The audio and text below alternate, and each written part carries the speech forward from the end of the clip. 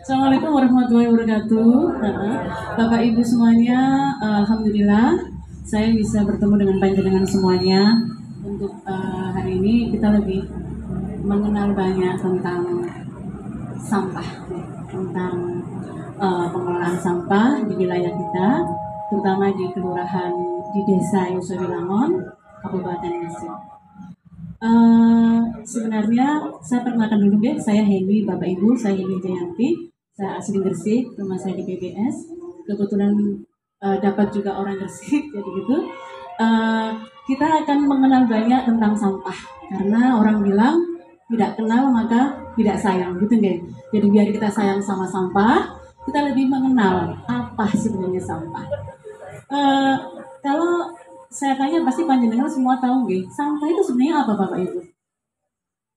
Iya. Jadi sampah ya, kalau kita lihat definisi, sampah itu sendiri adalah sisa hasil kegiatan kita, jadi aktivitas kita. Jadi Bapak Ibu perlu ketahui, eh, sampah-sampah yang ada di lingkungan kita itu 50% itu dihasilkan oleh sampah rumah tangga. Jadi penghasil terbesar sampah kita itu adalah sampah rumah tangga. Jadi yang pertama itu adalah sampah rumah tangga, kemudian yang kedua itu adalah sampah pasar tradisional, yang ketiga itu adalah sampah lingkungan umum ya, misalkan kayak sekolah, kemudian rumah sakit seperti itu. Nah, kemudian Bapak Ibu, kalau kembali kita mengenal sampah tadi, sebenarnya kenapa rumah tangga itu dijadikan sebagai komunitas tertinggi dari penghasil sampah? Kenapa Bapak Ibu? Ibu Novita mungkin tahu? Manusia itu sebagai penyampah ya, karena setiap kegiatan yang dilakukan setiap hari itu selalu menghasilkan sampah. Apalagi kegiatan makan, minum di rumah tangga itu semuanya itu menghasilkan sisa atau sampah gitu loh. Jadi manusia itu adalah penghasil sampah atau bahasa lainnya adalah penyampah. Kalau tadi saya bilang kenapa rumah tangga itu menjadi komunitas terbesar dari penghasil sampah, karena dalam rumah tangga ibu itu banyak sekali aktivitas. Jadi semua ya, dari mulai belanja kita menghasilkan sampah, dari mulai kita masak kita menghasilkan sampah, kemudian makan, kemudian bermain, bapak-bapak juga terkadang menghasilkan sampah. Ya, mungkin sebagian bapak-bapak di sini ada yang merokok, ya. Kebetulan eh, kegiatan merokok itu juga menghasilkan sampah, jadi kita harus bisa dengan dengan pandai untuk bisa melakukan pemilihan sampah di rumah kita.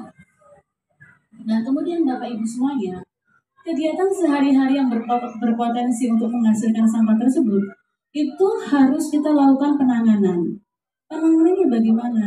Jadi yang pertama adalah Bapak Ibu semua harus melakukan pengurangan sampah yang dibuang.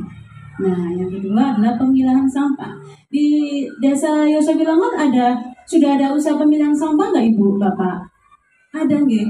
Ya, tadi yang di bank sampah tadi yang bank sampah kenangan nggih. Nah, kemarin saya sudah lihat videonya juga di bank sampah itu sudah ada pemilahan.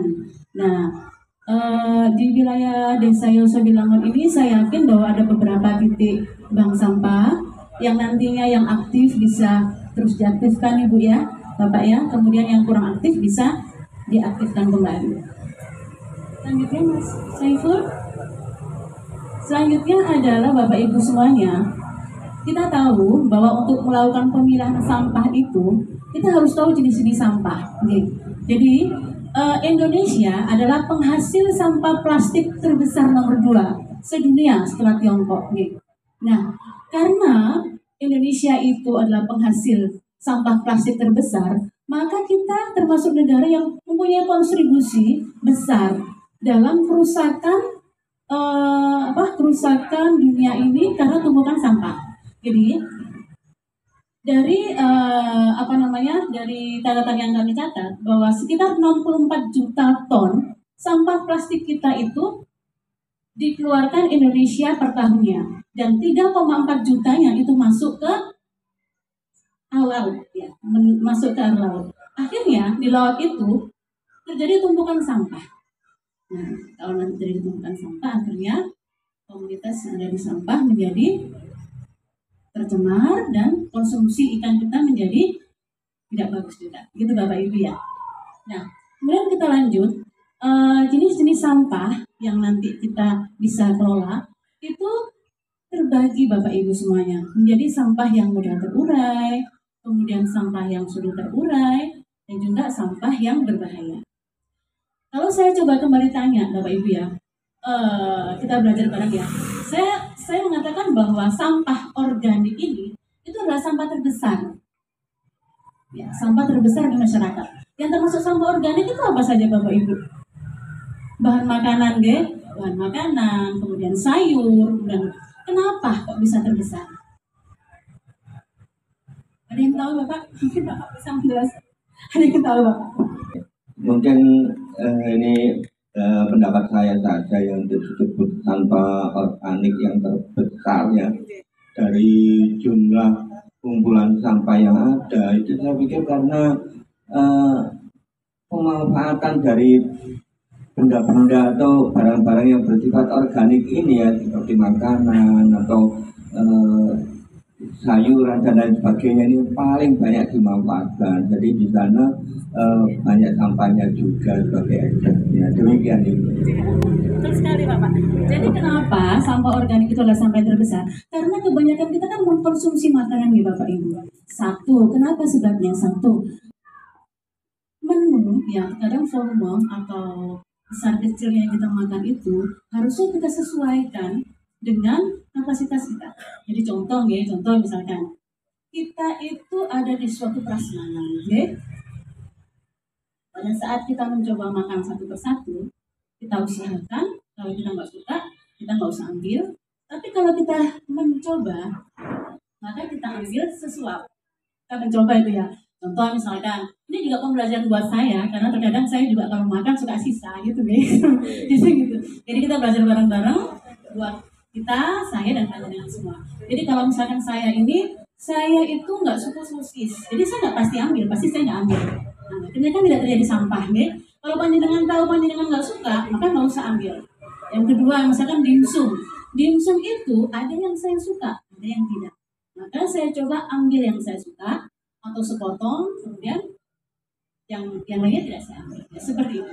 Jadi kita tidak harus mencoba semua makanan dengan volume yang besar, sehingga nanti kita menghasilkan sampah, gitu ya, seperti itu. Ataupun misalkan banyak makanan yang expired, ya, jadi berlebihan. Kita belanja misalkan saya sendiri juga begitu ya, sebagai ibu rumah tangga yang bekerja, saya suka menyimpan makanan. Nah, kadang-kadang kalau dimasukkan ke kulkas Bapak Ibu ya, itu kita kurang tahu di lemari es itu udah makan apa aja, sehingga sudah expired, kita baru tahu bahwa di kulkas itu banyak makanan yang sudah tidak bisa kita manfaatkan. Dan itu biasanya menghasilkan sampah. Itu Bapak Ibu. Lanjut Mas. Oke. Jadi Bapak Ibu semuanya, jadi Indonesia ini selain sebagai penghasil sampah plastik kedua di dunia, Indonesia juga penghasil sampah makanan yang kedua di dunia setelah Arab. Jadi hebat ya Indonesia ini ya. Gitu ya. Hebat. Kenapa? Sebenarnya kenapa Indonesia ini menjadi nomor 2? Ya. Yang pertama tentu karena kesadaran masyarakat. Itu pasti ya, kita juga paham karena kita tidak saling menyalahkan. Saya sendiri juga kadang-kadang juga seperti itu. Pertama pasti kesadaran masyarakat. Yang kedua adalah karena jumlah penduduk di Indonesia ini besar. Jadi kalau setiap harinya kita menghasilkan sampah tanpa adanya pemilahan, itu sekitar 0,8 ons Bapak Ibu, 0,8 kilo, jadi 8 ons ya, 0,8 ons seperti itu. Itu kalau satu orang. Kalau satu keluarga itu sekitar 2,8 kilo. Coba kita bayangkan, itu sehari.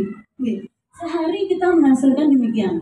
Nah, timbunan sampah-sampah tersebut Bapak Ibu, itu akan menghasilkan sampah yang nantinya bertumpuk dalam gunung sampah yang menghasilkan gas-gas metana yang merusak lingkungan kita. Seperti juga di Indonesia yang tadi kami jelaskan bahwa sampah plastik kita itu sudah mencapai nomor 2 sedunia, dan ini adalah darurat sampah plastik. Indonesia sudah masuk gimana caranya agar sampah plastik di Indonesia ini bisa berkurang? Mungkin ada yang bisa ngasih masukan, Ibu.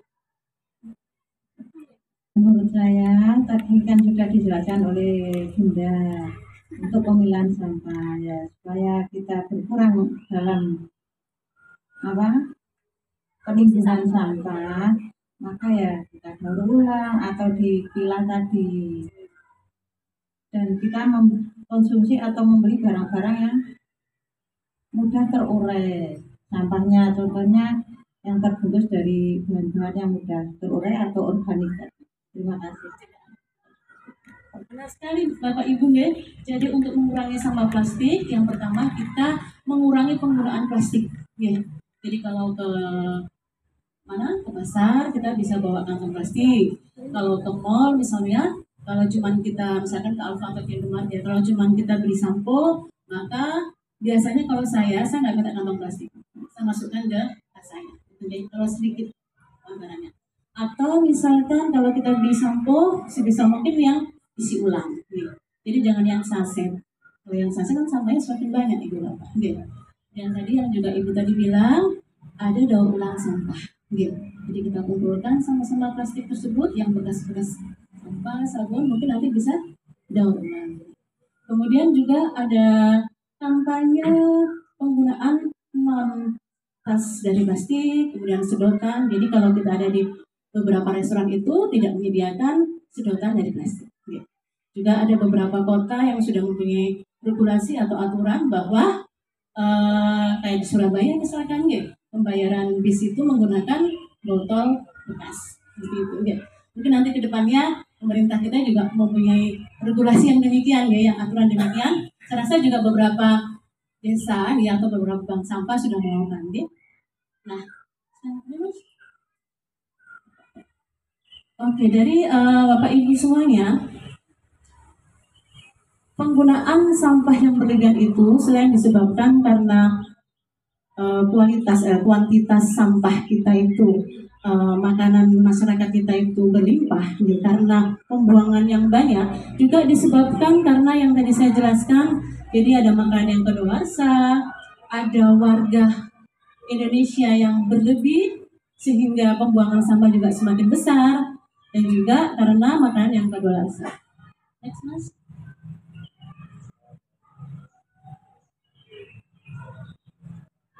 Sudah? Sudah, enggak? Ya.